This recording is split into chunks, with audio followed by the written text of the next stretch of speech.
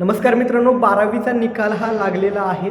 12वीला उत्तीर्ण झालेल्या सर्व विद्यार्थ्यांचं खूप खूप अभिनंदन. आणि आता विद्यार्थ्यांच्या मनामध्ये एक प्रश्न पडतो की या ठिकाणी फार्मसीमध्ये diploma in pharmacy D pharm असेल किंवा bachelor of pharmacy B pharm असेल, याची ॲडमिशन प्रोसेस कधीपासून सुरू होईल, कोणत्या वेबसाईटवरती ही ॲडमिशन प्रोसेस होईल आणि या ठिकाणी ग्रुप क्वालिफाईंगचा काही क्रायटेरिया आहे का, CET नीटला किती मार्क्स असणं गरजेचं आहे, त्याशिवाय तुमच्या मनात जे काही डाऊट्स असतात त्या सगळ्या प्रश्नांची उत्तर आजच्या या व्हिडिओमध्ये घेणार आहोत.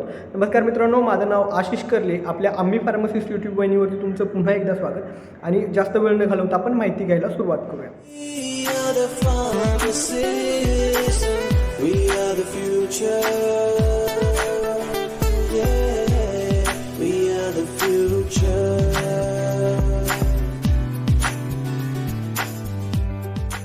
सगळ्यात पहिल्यांदा महत्त्वाचा मुद्दा तो म्हणजे ॲडमिशन प्रोसेस कधीपासून सुरू होईल. तर लक्षात ठेवा, डिप्लोमा इन फार्मसी अर्थात डी फार्मची ॲडमिशन प्रोसेस ही बी फार्मच्या तुलनेत खूप लवकर सुरू होत असते आणि डिप्लोमाची ॲडमिशन प्रोसेस ही DTEच्या वेबसाईटवरती होत असते. तर या ठिकाणी लक्षात ठेवा, डी फार्मसाठी कुठल्याही पद्धतीनं CET किंवा नीट परीक्षा देण्याची गरज नाही आहे. डी फार्म जो 2 वर्षाचा डिप्लोमा आहे त्याची ॲडमिशन प्रोसेस तुमच्या 12वीचे जे काही ग्रुप आहे, PCB असेल किंवा PCM, त्याच्या मार्क्सवरती फक्त होत असतं. त्या ठिकाणी CET नीटची आवश्यकता नाही आहे. तर डी फार्मची ॲडमिशन प्रोसेस कुठे होणार आहे, ती होणार आहे DTEच्या वेबसाईटवरती. त्या ठिकाणी CET किंवा नीटची आवश्यकता नाही, केवळ तुमच्या 12वीच्या ग्रुपच्या मार्क्सवरती ॲडमिशन होईल. आता बी फार्मबाबत बोलूया. Bachelor of pharmacy B pharm जी की 4 वर्षाची डिग्री आहे, याची ॲडमिशन प्रोसेस कधी होणार आहे, तर लक्षात ठेवा, तुमचा CETचा नीटचा जो रिझल्ट आहे त्यानंतरच बी फार्मची ॲडमिशन प्रोसेस सुरू होत असते.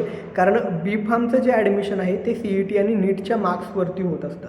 अर्थात या ठिकाणी ग्रुप क्वालिफाईंग क्रायटेरिया काय असतो, तर लक्षात ठेवा, यापूर्वी तुम्हाला बी फार्मला ॲडमिशन घेण्यासाठी मिनिमम ग्रुप क्वालिफाय ओपन कॅटेगरीसाठी 45% आणि रिझर्व्ह कॅटेगरीसाठी 40% एवढे गुण मिळवणं गरजेचं होतं. पण लक्षात ठेवा, मागच्या वर्षीपासून अशा पद्धतीनं ग्रुप क्वालिफाय असण्याची गरज नाही आहे. त्या ठिकाणी तुम्हाला ग्रुपला कमी मार्क्स जरी असतील तरी ॲडमिशन होईल, पण ॲडमिशन हे तुमचं CET आणि नीटच्या मार्क्सच्या बेसिसवरतीच होतं. आता CET आणि नीट मग या दोन्हीपैकी नेमके कुठले मार्क्स धरले जातात, तर लक्षात ठेवा, ज्या सीट्स असतात त्या 2 कॅटेगरीमध्ये टाकल्या जातात. परत एक ज्या पूर्ण महाराष्ट्रासाठी सीट आहेत ज्या की CETच्या मार्क्सवर भरल्या जातात आणि एक आहे ऑल इंडिया मेरिट जे की तुमचं नीटच्या मार्क्सवरून भरलं जातं.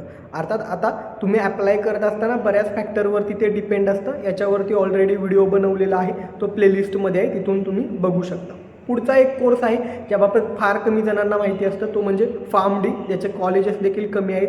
मागच्या वर्षी काही नवीन देखील कॉलेजेस सुरू झालेले आहेत. फार्म-D म्हणजे काय, डॉक्टर ऑफ फार्मसी फार्म-D, जो की 6 वर्षाचा कोर्स आहे, ज्यामध्ये 5 वर्ष अकॅडमिक आणि 1 वर्ष हॉस्पिटलमध्ये ट्रेनिंग इंटर्नशिप गरजेचं असतं. हे क्लिनिकल ओरिएंटेड आहे, म्हणजे हॉस्पिटलमध्ये राऊंड पेशंट रिलेटेड तुम्हाला सर्व डेटा स्टडी करावा लागतो. तर ज्यांना डॉक्टर व्हायचं स्वप्न होतं किंवा फॉरेन कंट्रीमध्ये फार्मसिस्ट म्हणून जायचं असेल तर तुम्ही फार्म-Dचा विचार करू शकता. तर हे काही कोर्सेस होते. आता सगळ्यात महत्त्वाचा मुद्दा, ॲडमिशन प्रोसेस कधीपासून सुरू होईल, तर लक्षात ठेवा, या ठिकाणी ॲडमिशन प्रोसेस आता मेमध्ये रिझल्ट तुमचा लागलेला आहे, पण जून एंडिंगपर्यंत ही ॲडमिशन प्रोसेस सुरू होऊ शकते. दरम्यानच्या काळात तुमचे जे काही डॉक्युमेंट आहेत ते काढून घ्या. या ठिकाणी तुम्हाला नॅशनॅलिटी डोमासाईल सर्टिफिकेट लागतं, त्याच्या जागी तुम्ही तुमचं बर्थ सर्टिफिकेट किंवा कॉलेज लिव्हिंग सर्टिफिकेट देखील जोडू शकता, पण वेळ आहे तर तुम्ही नॅशनॅलिटी डोमासाईल सर्टिफिकेट काढून घ्या.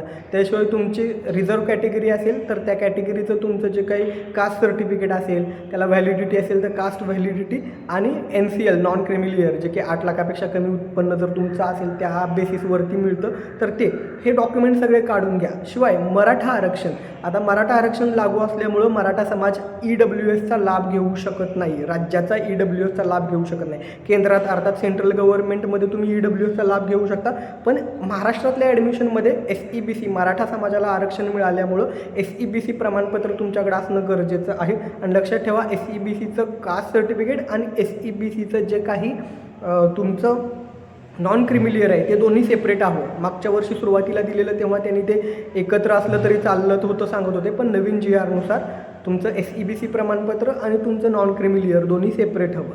आणि जे तुमचं SEBC प्रमाणपत्र आल्यानंतर पुन्हा तुम्ही व्हॅलिडिटीला ॲप्लाय करायचं आहे. व्हॅलिडिटीसाठी ते मुदत देतात, कारण व्हॅलिडिटी यायला वेळ लागत असतो. तर सध्या वेळ आहे, तोपर्यंत हे सर्व डॉक्युमेंट काढून घ्या.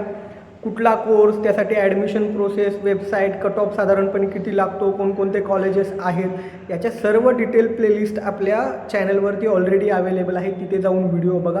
आणखीन काही डाऊट तुमच्या मनात शिल्लक असतील तर ते खाली कमेंटमध्ये विचारा, त्याची उत्तरं पुढच्या व्हिडिओमध्ये दिली जातील. ही माहिती हे एफर्ट्स आवडले असतील व्हिडिओला लाईक करा आणि चॅनलला सबस्क्राईब करायला विसरू नका, कारण केवळ आपण ॲडमिशन प्रोसेसबाबत माहिती देत नाही तर फार्मसी करिअर, ॲडमिशन, आरोग्यविषयक माहिती आपण देत असतो.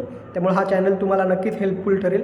आपल्याला 1,00,000 सबस्क्रायबरचा जो टप्पा पार करायचा आहे त्यासाठी तुम्हा सगळ्यांची सोबत आवश्यक आहे. तुम्हाला काही पेड काउन्सिलिंग हवं असेल किंवा आपल्या ॲडमिशनच्या अपडेटबाबत तुम्ही खाली टेलिग्राम चॅनल किंवा व्हॉट्सॲप ग्रुप वगैरे दिलेला आहे, तो जॉईन करा. तिथं तुम्हाला सविस्तर माहिती दिली जाईल. थँक्यू.